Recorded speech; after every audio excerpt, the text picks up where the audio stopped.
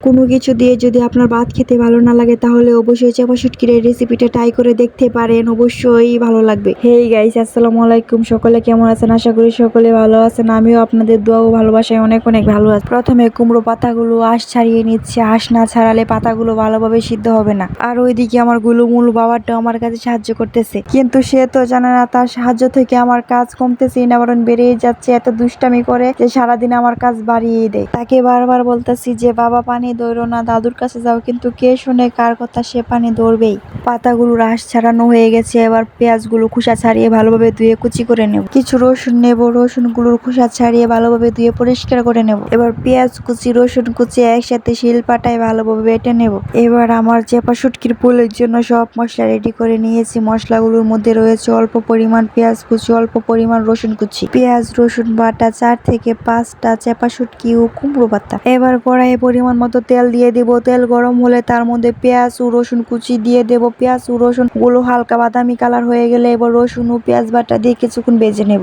এর মধ্যে মরিচ বাটা, হলুদের গুঁড়ো, ধনিয়া গুঁড়ো, পরিমাণ মতো নুন দিয়ে কিছুক্ষণ নেড়ে মশলাটা ভালোভাবে মিশিয়ে তার মধ্যে চাপা শুটকি গুলো দিয়ে দেব এবং অল্প পরিমাণ পানি দিয়ে ঢেকে দেব। কিছুক্ষণ পর ঢাকনা খুলে একটু নেড়ে দেব যেন কড়াইয়ে লেগে না যায়। মশলা লাল লাল করে ভেজে নেব। খেয়াল রাখতে হবে যেন পুড়ে না যায়। মশলাটা যখন দেখবো গাঢ় লাল হয়ে গেছে তখন বুঝতে পারবো মশলাটা রেডি হয়ে গেছে। তারপর চুলা থেকে কড়াই নামিয়ে নেব। যদি কুমড়ো পাতা বড় হয় তাহলে 1 থেকে 2টা নিলেই হবে, যেহেতু আমার কুমড়ো পাতাগুলো ছোট তাই আমি 3 থেকে 4টা নিচ্ছি। পাতাগুলোর মধ্যে তৈরি করে রাখা মশলাগুলো অল্প অল্প দিয়ে পাতা ভাজ করে নেব।